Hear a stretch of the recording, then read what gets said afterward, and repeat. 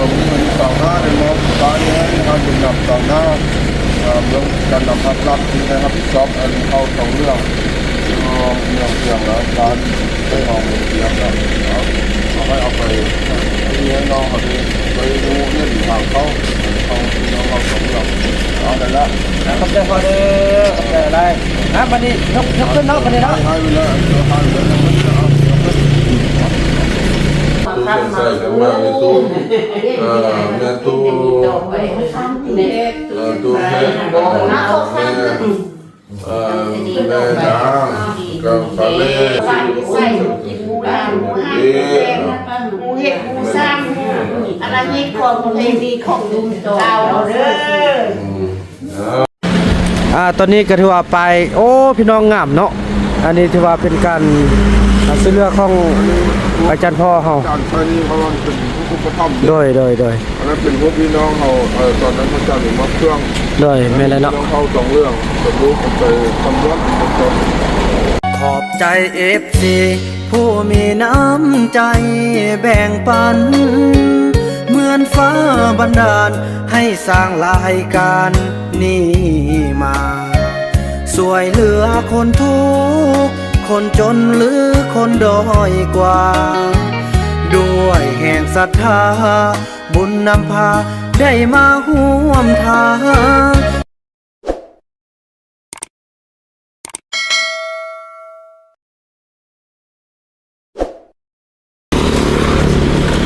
ถูกต้องเนาะมันบ่เปื้อนเอาไม่ได้ไม่มาต้องโจมเนี่ย กับสบายดีและสวัสดีพี่น้อง FC ของบ่าวบ่นำเบิดสุขุสุคนพี่น้องบ่ว่าสิอยู่ภายในหรือว่าอยู่ต่างประเทศคลิปนี้ก็ต่อจากเมื่อวานนี้ทางไปยามครอบครัวทางไอ้กี่แก้วแล้วก็เพิ่นก็มาพักมาเช่าบ้านพักให้2ห้องพี่น้องคนละห้องพี่จะได้บรรยากาศดีอยู่ที่ซาลีเปลี่ยนบรรยากาศพี่น้องเนาะก็ถือว่าขอบอกขอบใจทางอายทางเอื้อยเนาะแล้วก็โอ้พี่น้องมี FC หลายเพิ่นให้ไปยามพี่น้องแต่กับพวกเฮาก็จำกัดเวลาเนาะก็จะได้ไป5บอลที่ว่าก็ว่าอยู่ใกล้ๆเนาะคันว่าอยู่ใกล้ก็สิบ่ได้ไปแล้วพี่น้องเอ้ยคันว่าสิเลาะมืดทั่วแขวงนี่ก็ถือว่าบ่ได้แล้วพี่น้องเนาะพอพวกเฮาก็ค่าเวียกได้พอจะได้กลับไปเบิ่งเรื่องเวียกฮ้อเวียกเฮือนของพี่น้องพอต้องเรื่องได้พี่น้องเอ้ยเนาะว่าเรื่องการอยู่การกินได้ทุกอย่างพี่น้องเอ้ยฉะนั้นแหละก็จะค่อนข้างจะเวลาจำกัดฉะนั้นเราก็จะได้ไปเอาปลายแล้วก็ไปแว่บ่ได้ที่ว่าทางผ่านเนาะเท่าที่บ่บ่นำฮู้ซั่นซะก็สิแว่ถ้าบ่ฮู้ก็สิบ่ได้แว่เลยพี่น้องเอ้ยเนาะคันว่าสิไล่หมดนี่ก็สิเป็นอาทิตย์พุ่นแหละจึงสิครบพี่น้องเอ้ยเพราะซาลีก็เป็นคนที่มีคนฮู้จักหลายเนาะแล้วก็บ่นำก็มีคนที่ว่าฮู้จักหลายไปตามๆกันพี่น้องเอ้ยเนาะฉะนั้นแหละก็ภูมิใจที่พวกเฮาสู้มันกันจนทุกคนยอมรับและทุกคนก็อยากพบอยากพอนะพี่น้องเนาะฉะนั้นแล้วพี่น้องบ่าวนำขอเชิญชวนทุกท่านเดินทางไปกันโดยธรรมสมเนาะตอนนี้เฮาก็จะได้ออกจากบ้านพักที่ไอ้กี่แก้วพักให้พี่น้องเอ้ยโอ้ดีใจเนาะทีมงานเฮาพี่น้องบ่ทีมกัน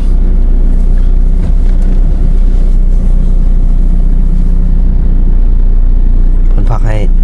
เมื่อคืน2ห้องบ้านพักสาลิกาเนาะนี่สะอาดสะดวกสบายอยู่พี่น้องเนาะเงียบดี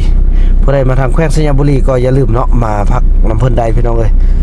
ตอนนี้เราก็มุ่งหน้าออกไปแล้วเด้พี่น้องพอจะนำไปอยู่ที่บ้านเนี่ยก็พวกเขาตัดหาเพิ่นนิดนึงพอถ้ามีเพิ่นว่าสิออกตลาดตะลี่อย่างเรียบร้อยแล้วเด้พี่น้องแต่คงอยู่คงกินทานแล้วแต่บอกมันนำว่ามันไล่บอลเลยก็เลยขอเพิ่นเนาะว่าสิบ่ได้แว่เพิ่นนี่แต่ว่าก็น่าจะบังแว่นิดนึงเนาะเวลาหนึ่งอยู่หันก็มี FC หรือว่าแว่เป็นบอลเลยบ่แว่เป็นบอลแว่หันแล้วก็โลดไปทางเหนือเนาะตอนนี้เพิ่นก็อยากให้แว่พี่น้องเอ้ยนี่เนาะนี่เพิ่นก็ใส่เกาะเมื่อคืนนี่นะบ่ขายอ้อยบ่แม่นบ่ขายอ้อยนี่บ่แม่นทานต่อไปแล้วก็กลับขึ้นไปทางเทิงพุ่นเลยเพราะเดี๋ยวเขาก็สิเอารถกลับแล้วอยู่ใก กล้ๆนี่แหละ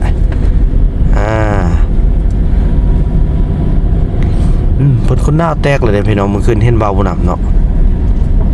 เบาบ่นำมาซื้อไม้สีฟันพี่น้องเอ้ยมันอยู่เบื้องนั้นแหละอยู่เบื้องนี่โอ้นี่พี่น้องเอ้ยพี่น้องนี่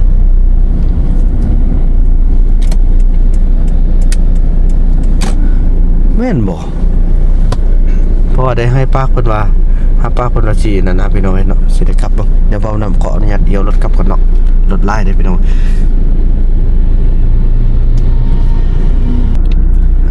แล้วเขาก็มากลับมาฟังนี่แล้วพี่น้องเอ้ยแม่นตัวนี้แน่นอนเนาะ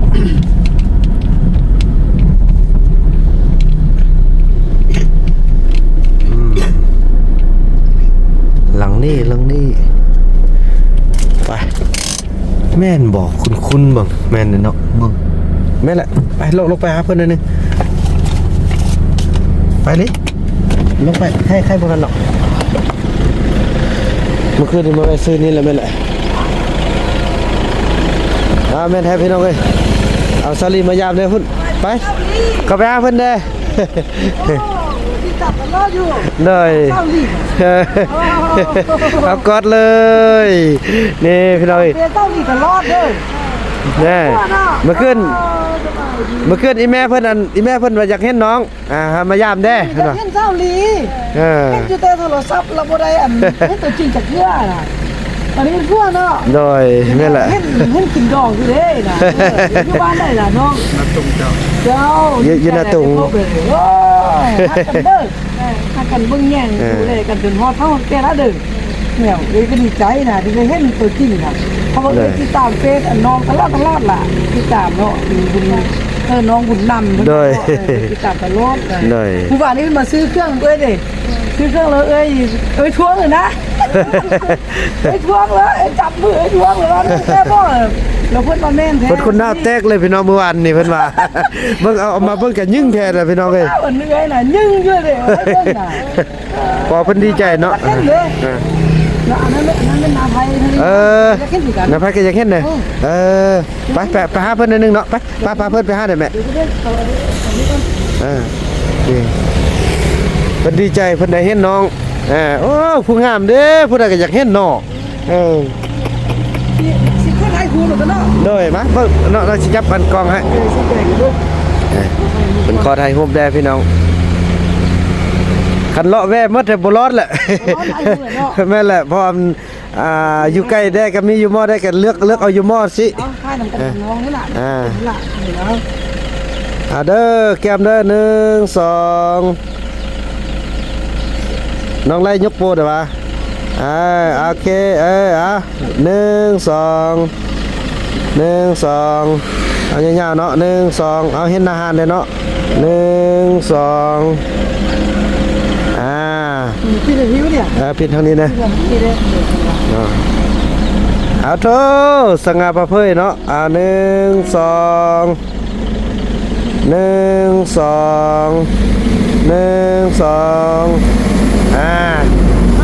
าลีเนี่ย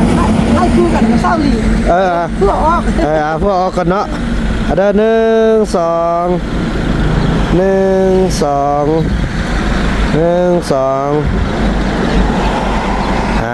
แล้วขอบใจถ่ายแล้วไล่ตัวได้บางอย่างมันจะรีบออกโดยแท้จริงมันจะแจ้งทางนี้เด้ทางนี้ก็บอกโดยโอเคบัดนี้เด้อ1 2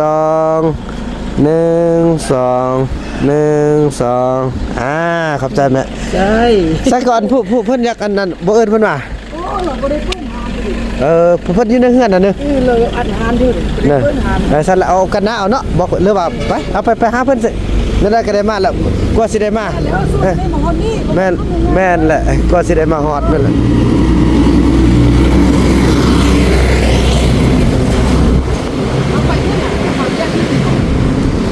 นี่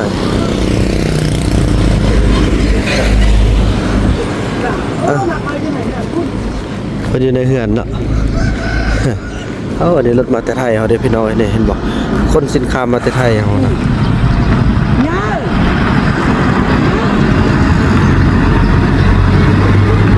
เนี่ยพี่น้องมัน มาแต่ไทยนี่ไทยแลนด์พี่น้องเอ้ยเนาะนี่รถมาแต่ไทยเฮาเด้พี่น้องเอ้ยเพิ่นเอาสินค้าใช่แล้วแม่เพิ่นอยู่ไสอันนี้เป็นเพิ่นออกมาเด้ ว่าลูกดูได้ดูได้พ่อมากนะ คุณพี่น้องเอ้ยเนาะดีใจเนาะที่โอ้พี่น้องโอ้ยสบายดี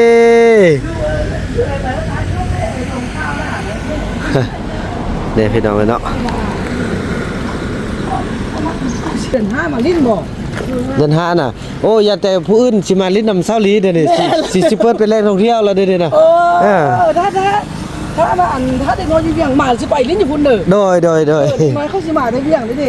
เขาไปลิ้น ไปนี่สิพากันปรับปรุงบ่อนอันที่ว่าเขาไปรับส้มบ่อนอันเป็นบ้านแบบดั้งเดิมนะเพื่อคนอยากเห็นว่าตะกี้เขาอยู่แบบใดหั่นนะสิเฮาก็จะปลูกเองเลยหั่นนะแล้วพยายามลูกยามร้านเด้อ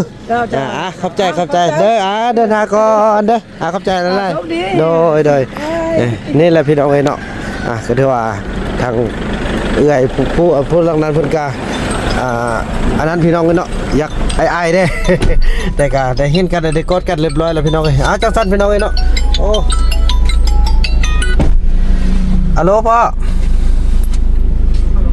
โดยลูกออกไปแล้วพอฮอดอันเก็ดทางกลางเมืองนี่แหละพ่อโดยขอบใจ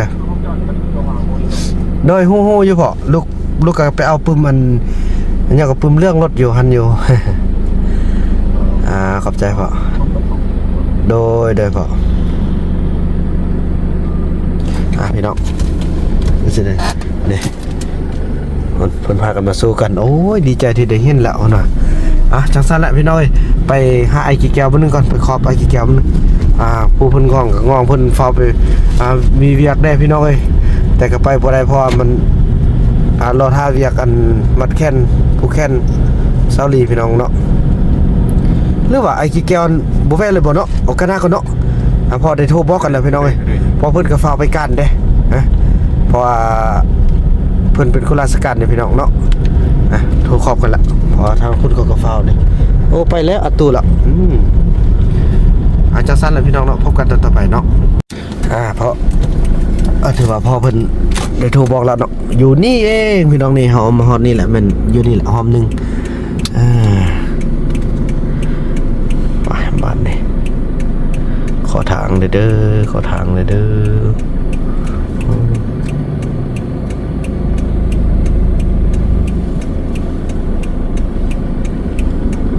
พี่น้องฮอดโยธาละไกโยธาที่นี่เองขอนี่หอมนึงกรึบฮอดแล้วโอ้เห็นเพิ่นแล้วเพิ่นอาจจะแม่นเพิ่นผู้นั้นบอก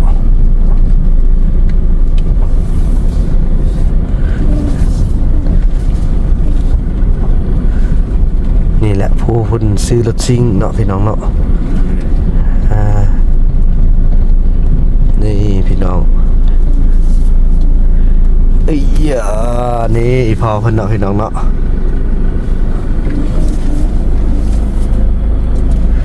ลงสาวลีหอดแล้ว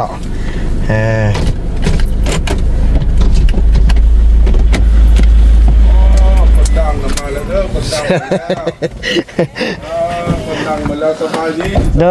ยสบายดีพ่อสบายดีโดยได้ไปมัดแค้นโดยซาลีนี่งามกว่าเก่าเด้อไปให้พ่อขึ้นไปขึ้นไปนี่แหละพี่น้องบอลที่ว่าเพิ่นซื้อรถซิ่งเนาะนี่โอ้ยพี่เด้นี่พี่น้องเนาะนี่รถซิ่งเพิ่นมือดองเพิ่นบ่ได้ไปเราอันนั้นเนาะเพิ่นสิมามัดแขนในพี่น้องให้โอ้ยนี่เพิ่นมา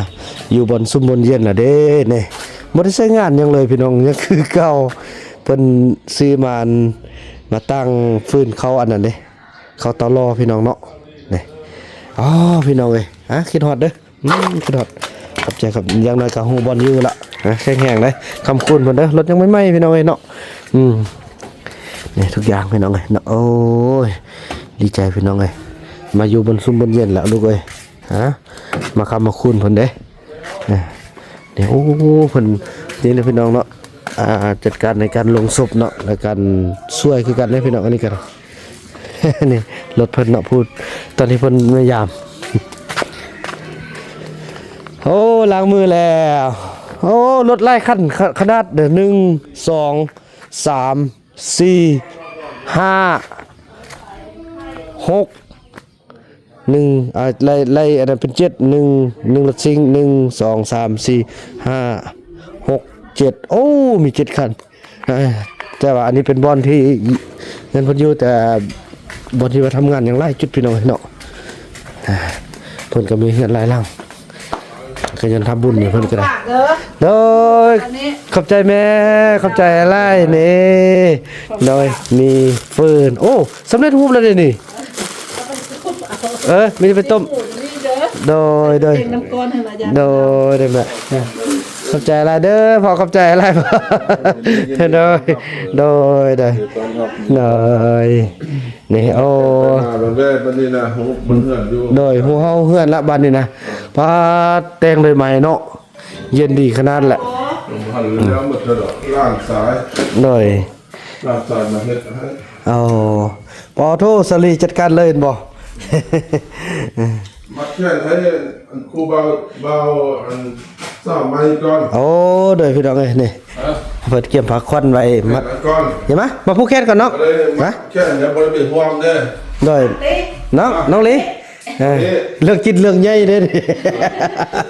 เรื่องกินเรื่องใหญ่เรื่องตายเรื่องเล็กคือว่าตอนนี้พอเพิ่นสิผู้แค้นให้เนาะให้ทางซาลีกับอันเป็นห่วงงานดอกเด้ออันมื้อนั้นลูกก็ได้โทรหาพ่ออยู่เนาะพ่อเนาะ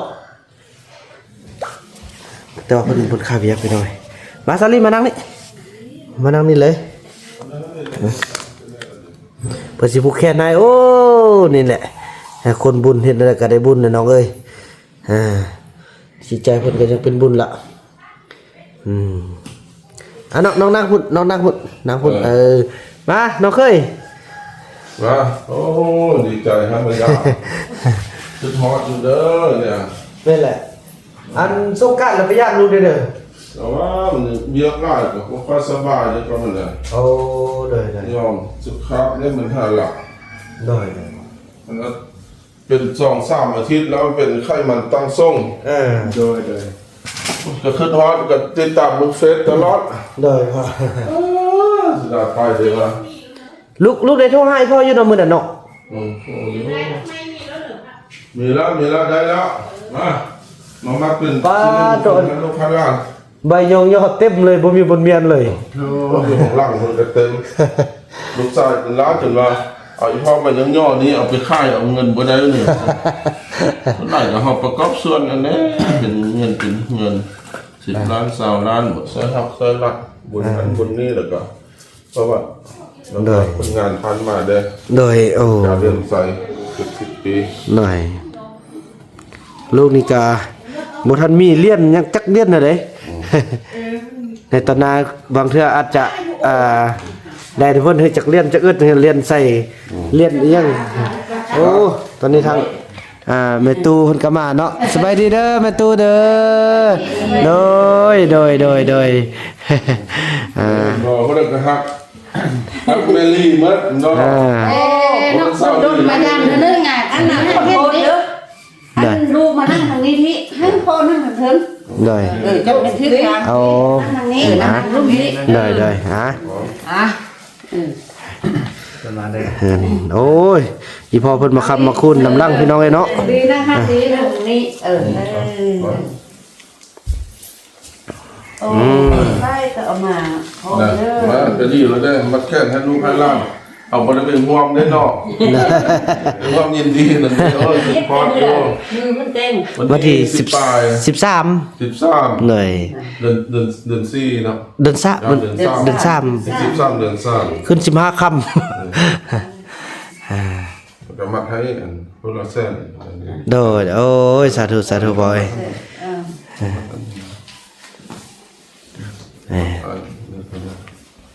ไม่เป็นซั่นนะไปนี่แหละจุดฮอด อยู่กับกันว่าแค่นว่าคันได้ไปแว่แล้วสิไปแว่มัดแค่นให้ โดย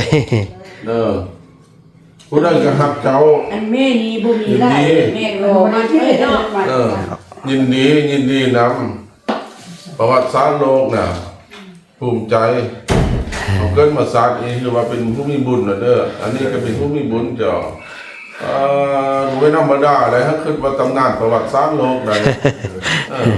ที่บ่เคยมีมาก่อนประวัติศาสตร์สำหรับอยู่ประเทศลาว ไม่เท่ามาแข่งแล้วเป็น บ่อันนั้นบ่ท่ามากก็ได้เด้อเนาะพ่อเนาะบ่แต่งงานเอา บ่ท่ามา บ่ท่ามาเนาะ มาก็ได้ ได้ อันนั้นใส่ปัดก่อน เอาความลงทั้งสองความลงความลงอีกปัดก่อนเบื้องนั้นความลง เอากำลังปัญหาปัดคาดปัจจัยโลกาที่มาต้องเขาน้องมาทานเขาปีเขาเดือนเขาวัดเขาไอเขาไข้เขาหนาวเขาเป็นเขาตายเขาเนื้อในกายจิตในคนออกเจ็บนอกคนเชื่อหุ่นรูสหายเขาที่มีสัตว์ตินั่งที่นับมันตังกระทำวิญญาณนั่งที่มีสังโคลังสหายตกไปแล้วเป็นนั่งก็เป็นเขาตายเขา13นั่ง14เขาที่มาต้องเขาน้องมาทานก็ดีเนี่ยมาแค่นั้นแล้วนะเอาอันนี้พอให้แม่มือมาเป่าอันนี้ข้อซื้อให้พวกเจ้าหังเจ้ามีเด้ออายุนำกันให้มันให้ยืนเป็นหัวหังเมียมีหัวยิบเมียเซลอันนี้ก็ให้นับเป็นอันพอจานเด้อให้นับพืชเด้อ ถ้าพวกเดียวนี่เลย ได้แฮง ถ้ามี กับอันเวลี่นี่ได้ไปเยี่ยมไปยามแล้วเจ้าก็เป็นเจ้าเป็นเคย ทำเมียบ้าน ก็จะมาข้อตกแก่เอานี่หมดให้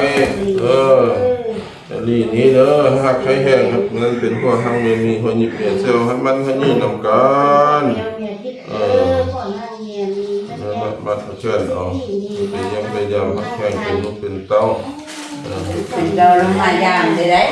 อันนี้จะไป ได้ปัญญา อันนี้จะไปแล้วเป็นลูกเป็นเต้าเพิ่นได้ ลูกเบื้องนี้มา อันนี้เป็นพ่อเด้ออาจจะเป็นลูกเป็นเต้าได้ มาเรียนได้โดยมือนี้ยามนี้มือนี้มาหาพ่อของแม่แม่ของแค่แล้วพวกลูกทั้งสองได้เป็นพวกเป็นเมียกันตั้งแต่มือนี้ยามนี้ไปนะเจ้ามันเป็นพวกแก้วเมียที่พวกนี้เป็นแก้วพวกย่างเมียนี้พวกคำเมียคูณดังแต่นี้ไปแปะนะคำมาคูณคำบ้านคูณเงินตั้งแต่นี้ต้นไปเล่นหนักลาเลยเอาเงินมาเจ้าเป็นเมียที่ดีครอบครัวเด้อเป็นแม่ที่ดีเด้อลูกเด้อตั้งแต่นี้ต้นไปเล่นมาลาเลยเป็นเมียก็ได้นอได้เนี่ยมาซื้อบ้านแทนเพื่อนเด้อ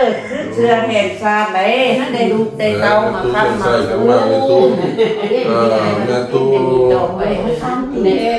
ตู้แม่แม่ดากับปลาเล่เนี่ยได้ทำเมื่อพันน้อยได้ได้ร้านน้อยไปเด้อเอาดีกินมากกว่าเดือนเนี่ยเอาเป็นน้ำหวานนี่เด้อเป็นพวกที่นี่เป็นอย่างเป็นพ่อทำเป็นพ่อเป็นทำเป็นแม่ทำเป็นผัวเจ้าเป็นหัวหน้าครอบครัวอะไรเนี่ยเป็นที่ไหนแข่งเด้อเป็นเรียนหนุ่มก็ทำมาคุณ มาแม่บุญน้ำมาเฮียลูกมาเฮียมา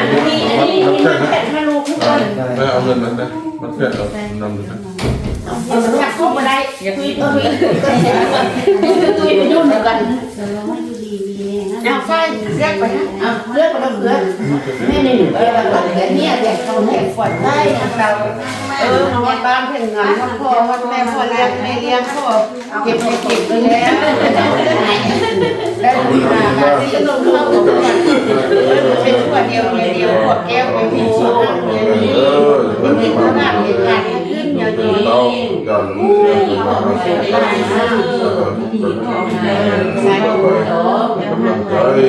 ในเรื่องยาวเรื่องในหลายขั้นตอนมันจะได้เจ้าก็ว่าใส่กินหมูลาหมูห้างหมูเห็ดหมูซ้ำอะไรยิ่งของประเพณีของลุงโตเอาเด้อ วันนี้เนี่ยคือมันแข็งแรงดี บุญเดือนห้าเรามายามเลยโยนเลยเด้อกันเล่นกันสร้างกันห้างกันมอบกัน น้ำเลยนะเป็นส่วนกันเลยต้นเด้อ ใส่อัน เป็นพวกเดียวเดียวพวกแก้วเดียวก็ได้ทำกันเองเลยนะ ก็อยู่นั่นตุ้งเขายังเจ้าธนาคารให้น่ะตุ้งนี่มือนึงน่ะตะกี้น่ะมี95ไปหมดแล้ว หมู่เข้าเนาะ มันกินกันแล้วเดียวกันเลยว่าบุญละเท่าบุญละเท่าอ่ะ เส้นกันแม่ เดียวกันมาเท่าห้องมันเป็นเรื่อยเมื่อเป็นไอ้น้ำห้องขึ้นสาม น่ากินเปลี่ยนหน้าทุกปีไหน น้ำพาราใช่ไหมน้ำพารา ได้แล้วไปก่อนแล้ววัดแต่ไปกินข้าวน้ำกันมั้ยเนี่ย เขากิน โอ้พี่น้องเอ้ยเนาะตอนนี้เพิ่นผูกคอต่อแขนเป็นที่เรียบร้อยแล้วพี่น้องเอ้ยเนาะ เดี๋ยวเลยหลายคนมีแน่นเห็นนั่งถ้าได้โลได้แนวเด้อ ขอบขอบใจเป็นลูกเป็นเตาบันนี้เด้ออันนี้เป็นพ่อเด้ออาจารย์พ่อบุญทันเคยไปย่างจ้ำนาคบไปห้านาคารมือนึงจ้ำนาคารไปห้านาตุงมือนึงจ้ำนาตุงมาห้านาคารมือนึงจ้ำนาคารมาห้าเมืองป่าจ้ำเมืองป่าย่างไปมาห้าเลียบที่ โอ้เนาะเป็นพ่อจานเนาะพ่อเนาะเป็นพ่อจานเนาะโดย ได้ลูกมาแล้วเอิ้นพ่อปู่ โดยโอ้เพิ่นมีปลาข้าวพาน้ำโดยมาโดยกินน้ำกัน เพิ่นกับผู้แค้นอันอีพ่อเพิ่นกับผู้แค้นให้บ่าวบุญนำแซนกีบอีแม่กับผู้ให้แซนกีบพี่น้องเอ้ยเนาะแล้วก็ทางน้องๆเพิ่นอีกตึมพี่น้องเอ้ยเนาะเงินคำเงินคูณเงินเฮงเด้นี่น่ะเงินโซกเงินใส่แค่มาโซให้ใส่ไว้หั่ง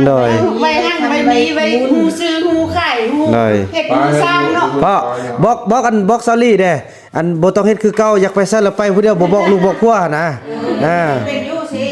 บ่ได้เด้แบบนี้น่ะเบิ่ง ว่ามาต้องครบได้ครบเป็นเสื้อ เนี่ยพ่อจานแนะนำเดี๋ยวนี้เขาเป็นมีหัวแล้ว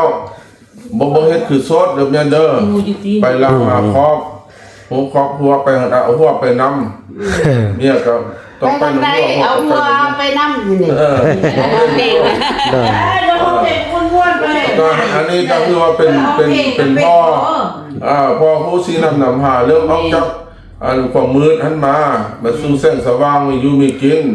มีโอกาสมีวันนี้ก็มีคือวันนี้เพิ่นให้แล้วเป็นผู้ชี้นำต่างหน้าหักรัฐเนี่ยของจุดกลางของกินนะที่ให้บุญคุณให้เขาก็เลี้ยงเพิ่นขึ้นนั่นแหละก็จะอันทางซ่องนี้จะบ่ได้เจอกันได้ครับบ่มีความบุญนำหั่นน่ะมันจะเป็นเอาแค่เอาว่าไปนำเอาผู้อยู่ข้าวอยู่ไปตรงนี่เพิ่นก็ได้ดินหล่นเอาขึ้นงบประมาณจากทางรัฐบาลได้ทางไล่ฮักส่วนคนในทั่วโลกนั่นแหละนั่นแหละมันจะปลูกให้อยู่บ้านหนทองเด้อมันไปย่ามลูกได้แม่เด้อบ่แปะน้ำปุ้นนั่นนะจังน้ำปุ้นก็มีนี่แหละเดี๋ยวนี้เฮ็ดไปเฮ็ดไปนั่นน่ะนี่มันเป็นมันสมบูรณ์อยู่กินข้าวชื่อไปเด้ออันนี้พ่อเพิ่นสอนแล้วเด้อเพิ่นสอนแล้วบัดนี้สิไปใส่ก็บอกลูกบอกผัวบอกอายบอกพี่มานี่แน่บุญ นาคารนาตุงนาตุงนั้นเคยไปปี95พุ่นน่ะเดียวกันตะกี้ไปนี่อันใส่หาเรื่องโยเป็นอาจารย์โยวัดที่24ปีอยู่วัดน่ะไปวัดเป็นลูกคนลาวนี่คนลาวมันคนบ้านคนลาวคือไปเฮ็ดสิได้เฮ็ดกันยังก็ได้เอากันแล้วเพิ่นติดตามเฟซลูกแล้วเพิ่นแชทมาถามนั่นแหละแม่นแหละเพิ่นนำมาเบิ่งโดยพี่น้องแม่อ่านกันกินเนาะขอบใจนำพ่อนำแม่ทุกคนที่เป็นห่วงเป็นใยแล้วก็ให้สิริมงคลทางลูกทางเตาทางเคยเนาะจังซั่นแหละพี่น้องบ่าวนำจะขออนุญาตกินข้าวด้วยพ่อแม่แล้วก็พบกันตอนต่อไปนะพี่น้องเนาะถือว่าหลังจากผูกคอต่อแขนแล้วเนาะแล้วก็กินข้าวกินน้ำร่วมทางพ่อทางแม่ทำให้ตู้เพิ่นก็นี่แหละพี่น้องเอ้ยเนาะก็ถือว่าสิได้ออกไปเอาป้ายบัดนี้เพิ่นก็เนี่ยเพิ่นเอาของอยู่ของกินฝากข้าวฝากน้ำในการเดินทางโอ้โยกดีใจซาลีป้าเถอะ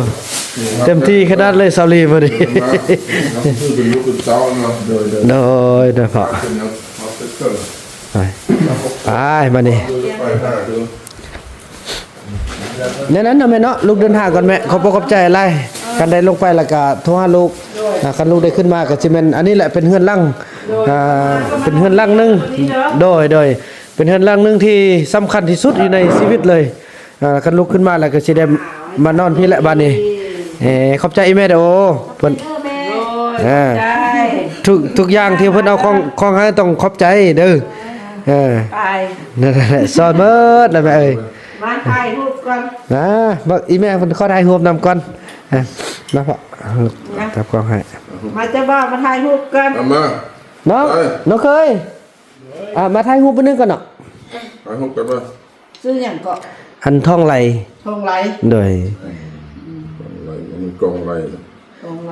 อันพูดมาส่งน้องเทพนะมีอายนะอันนั่นแหละอันเมียเก่านะก็ซื้อท่องไหลคือกันเด้เด้อีพ่อคนไทยแจ้งขนาดเลยแม่ยืนไปเมียเดี๋ยวเด้อพ่อเด้อเอาเด้อย่าบังกองเด้อ1 2 แจ้งมาพอ1 2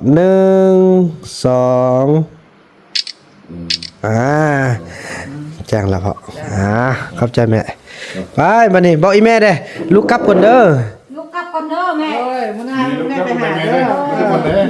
แม่พี่เด้อโดยมาหาเด้อสั่นไล่เทื่อก็สิลืมไปละก็สิลืมไปละโอ้เอาอันนี้ครับโอ้อันนี้มันอันนี้ของเอาไปต้มซุนผู้เฒ่าผู้แก่กินบัดนี้กินเหาะให้เบิดเลยตอนซื้อถ้าก็3โลเนาะหิวไปหิวขึ้นรถเลยเป็นน้ำก้อนให้ละโดยอีกแล้วจะส่งยางอันนี้ก็แม่นหมดบ่พ่อน้ำนี่แม่นบ่แม่นแล้วหมดแล้วซอรี่จับไปนี่เด้อีพ่อไอ้แม่เพิ่นเอาของอยู่ของกินเอาน้ำเอา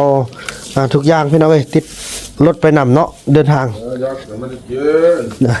ต้องจะเป็นชื่อหรอกโดยมันมีน้ำจะกินมีเขากินให้เยอะแม่กินเสร็จกินแล้วโด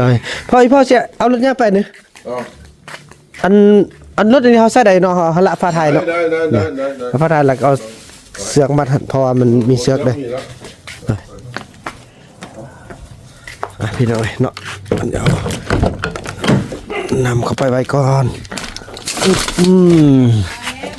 เข้าไปนั่งเอาไปนั่งเอาไว้นั่งเด้อพอมันอันทางน้องเขาจะได้ใส่อันนั้นจากที่เอาไปก่อนแล้วลุกน้ำลังเด้อโดยนะท่านนั่นนะแม่เนาะได้มานอนพี่เด้อวันนี้นะไม่ได้ขอบใจโดยจังสันโดยจังสันเราพี่น้องเนาะเดินทางกันพี่น้องเอ้ยตอนนี้ก็ถือว่าไปโอ้พี่น้องงามเนาะอันนี้ถือว่าเป็นการซื้อเรือของอาจารย์พ่อเขาอาจารย์นี่เขาเป็นผู้ปกครองโดยอันนั้นเป็นพวกพี่น้องเขา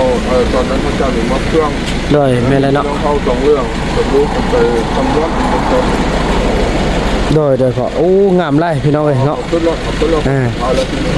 มีจักรไปพอ3เนาะเอาลงอันนี้ป๊อปลงเอานี้ป๊อปลง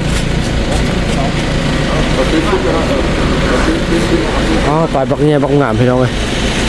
เอาลงป๊อปเราจะเป็นแบบนั้นเอาลงตามนี้ตามเปิดโยงป๊อปเอาลงต้องเอาลงพี่น้องงามไล่เนาะ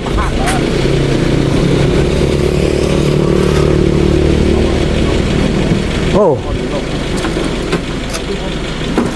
พอดีเนาะโอ้พอดีแล้วนี่ให้เราฝ่าขึ้นนะฝ่าขึ้นมาเองนะฝ่าขึ้นมาเองแบบนี้นะมันจีสั้นบ่เคยเอาขึ้นเนาะเคยโอ้มันจะบ่ต้องงามโอ้อันนี้พาดไม่ละคือต้องโอ้พี่น้องเอ้ยเนาะงามลายนี่โอ้แจงดีขนาดน้องฮุบเนาะ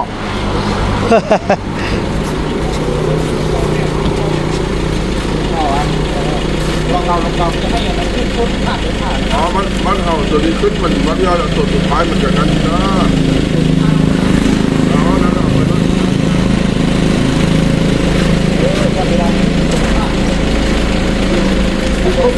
โอ้งามพี่น้องใส่ครอบดีดักเนาะ2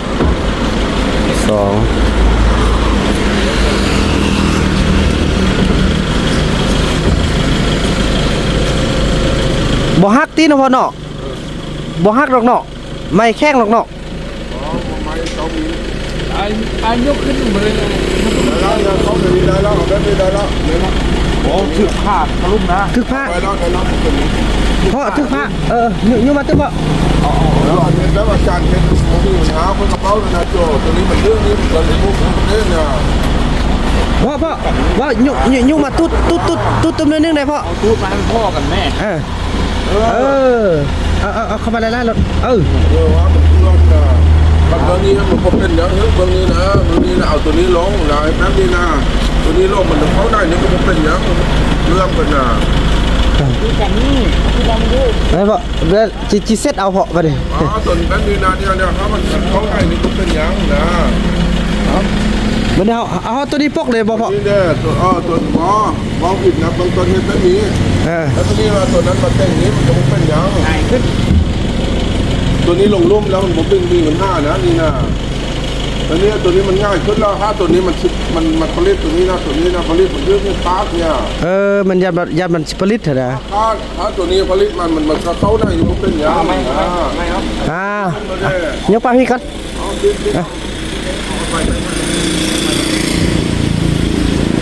มาจับใส่ มันมีโอกาสผลิตได้ผลิตในพวกนี้100%แล้วมันปีนขึ้นแล้วมันเป็นอย่างเนาะนี่เราเต็มเลยคิดมาเนี่ยเดี๋ยว มันมีจะพวกไม่แปลงเสื้อกลับไปได้เอาบ้างกันเลยเดี๋ยวบางเกี่ยวรถหน่อยคุณเอาลงโอ้เบาวาดก็มีหูบอยู่ในแล้ว วันนี้มันก็เป็นอย่างวันนี้เอากันลงปีนลงลองลงที่ไปเป็นอย่างเนี่ยมันมีคนกระทบเรื่องจับย่างอะไรเนี่ยมันนี่มันพอเข้ามันมาถึงนี่ก็เป็นอย่างนี้นะได้มันก็ได้นะมันเป็นอย่างนี้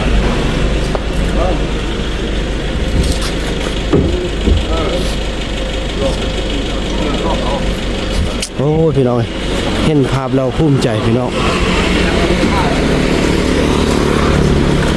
ถูกต้องเนาะมันบ่เปื้อนไม่มาต้องนี่โยมเนี่ยเพราะเอาตัวนี้หัดความเลยก็ได้พอ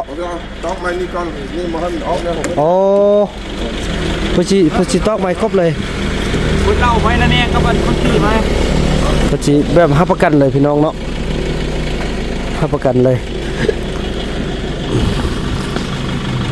เอามาหันเป็นมองคุณเนาะมองแค่นี้ก่อนนะ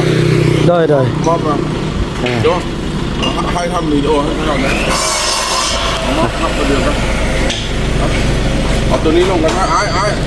ดูมาดีกว่าเอาแค่นี้ลงกันไหมลองให้บอกครับคุณเนี่ยครับแพทย์ตัวนี้บอกแค่ตัวเดียวได้จับใช่เลยที่นี่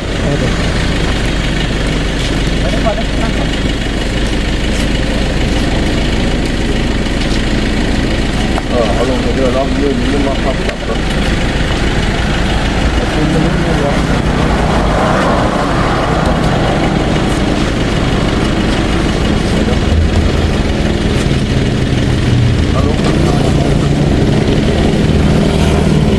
เขานี่วะเขาเดินทางเขาเดิน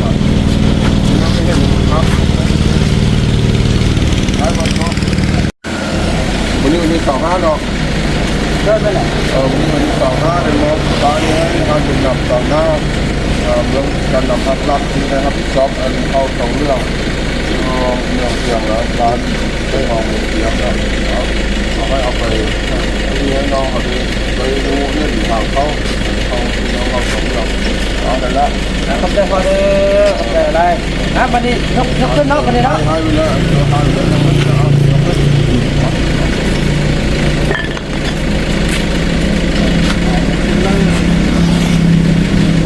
้วยอาจจะทำกันเลย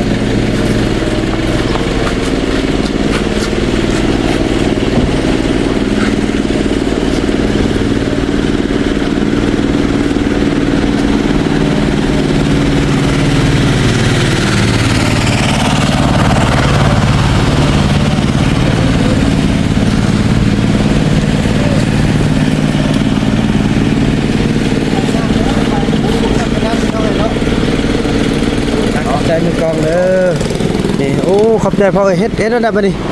ยิ่งบ่ให้มันเคลื่อนกันเนาะพี่น้องเอ้ย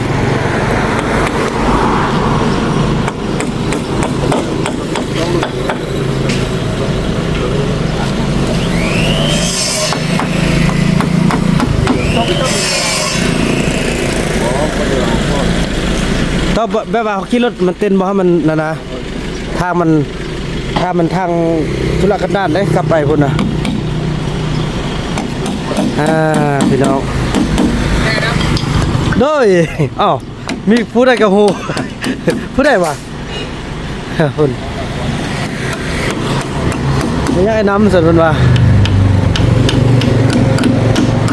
โอ้ตอกเพิ่นล่ะพี่น้องเอ้ยเนาะ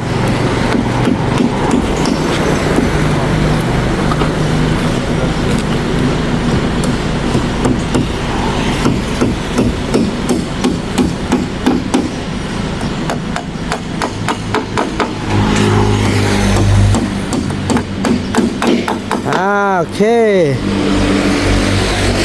นี่จะเอานี่เกาะค้ำเนาะ จ้องเลยวะ เลยคันบ่เกาะมันก็บ่ปิ้วบ่ฮึปิ้วบ่ฮึอันนั้นมันบ่เต้นออกติ ก้อยหลังจะมาครับก้อย เลย